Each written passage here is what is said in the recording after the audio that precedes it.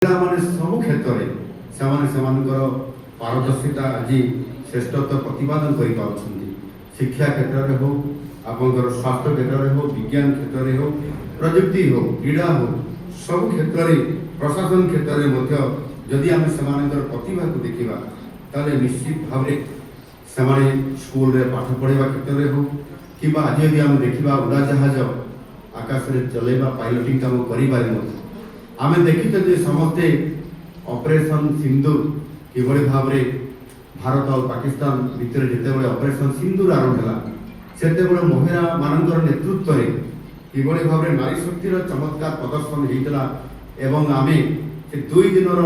ଏ ଯୁଦ୍ଧରେ ଆମେ ସେମାନଙ୍କର ପରାକାଷ୍ଠା ଦେଖିବା ସହିତ ବିଜୟ କରିବାରେ ବଡ଼ ଭୂମିକା ଆମେ ଦେଖିଥିଲେ, ନାରୀ ଶକ୍ତିର ଭୂମିକାକୁ ଆମେ ଦେଖିଥିଲେ। କିନ୍ତୁ ଆଜି ଯଦି ଆମେ ବାସ୍ତବରେ ଦେଖିବା କଂଗ୍ରେସ ଦଳ ଏବଂ ବିରୋଧୀ ଦଳ ଯେଉଁମାନେ ଇଏ ନାରୀ ଶକ୍ତି ବନ୍ଧନ ଅଧିନିୟମକୁ ଗତ 17 ତାରିଖରେ 18 ତାରିଖରେ ସେମାନେ ବିରୋଧ କରିଛନ୍ତି, ସେମାନେ ବାସ୍ତବରେ ଯଦି ଆମେ ତାଙ୍କ ହିଷ୍ଟ୍ରିକୁ ବି ଦେଖିବା ତାହେଲେ ନିଶ୍ଚିତ ଭାବରେ ସେମାନେ କେବଳ ମହିଳା ସଶକ୍ତିକରଣ ନାଁରେ କେବଳ ଗୋଟିଏ ତାଙ୍କର ଇଏ ହେଉଛି କେବଳ ସ୍ଲୋଗାନ ଏବଂ ଏହା ମଧ୍ୟ ତାଙ୍କର ଗୋଟିଏ ଫ୍ୟାସନ୍ କୁହାଯାଇପାରେ। ଯେତେବେଳେ ତାଙ୍କୁ ପ୍ରକୃତ ସମ୍ମାନ ପ୍ରକୃତ ଅଧିକାର ଦେବାର କଥା ସାମ୍ନାକୁ ଆସେ ସେତେବେଳେ ସେମାନେ ଉପରେ ଗୋଟିଏ କଥା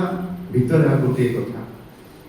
ସମର୍ଥନ କରିବା ଗୋଟିଏ କଥା ଏବଂ ଭୋଟ ଦେଇକି ତାକୁ ସମ୍ପୂର୍ଣ୍ଣ ଭାବରେ କାର୍ଯ୍ୟକାରୀ କରିବା ଇଏ ମଧ୍ୟ ଆଉ ଗୋଟିଏ କଥା। ସମ୍ପୂର୍ଣ୍ଣ ଭାବରେ ନାରୀର ସ୍ୱାଧୀନତାକୁ ଏବଂ ନାରୀର ସମ୍ମାନକୁ ଏବଂ ନାରୀର ଅଧିକାରକୁ ସମ୍ପୂର୍ଣ୍ଣ ଭାବରେ କିଭଳି ଭାବରେ କଂଗ୍ରେସ ଦଳ ଏବଂ ଯେଉଁମାନେ ତାଙ୍କ ସହିତ ବିରୋଧୀ ଦଳ ହିସାବରେ ଅଛନ୍ତି ସେମାନଙ୍କର ଗତ 2 ଦିନର ଯେଉଁ ଆଲୋଚନା 16 ଏବଂ 17 ତାରିଖରେ ସମ୍ପୂର୍ଣ୍ଣ ଭାବରେ ଭାରତବର୍ଷର ସମସ୍ତଙ୍କର ସାମ୍ନାକୁ ଇଏ ଆସିଲା ଏବଂ ସେଥିରେ କଂଗ୍ରେସ ସହିତ ମିଶିଥିବା ଯେଉଁ ଦଳଗୁଡ଼ିକ ସେମାନେ ହେଲେ ତୃଣମୂଳ କଂଗ୍ରେସ ବା TMC, ସମାଜବାଦୀ ପାର୍ଟି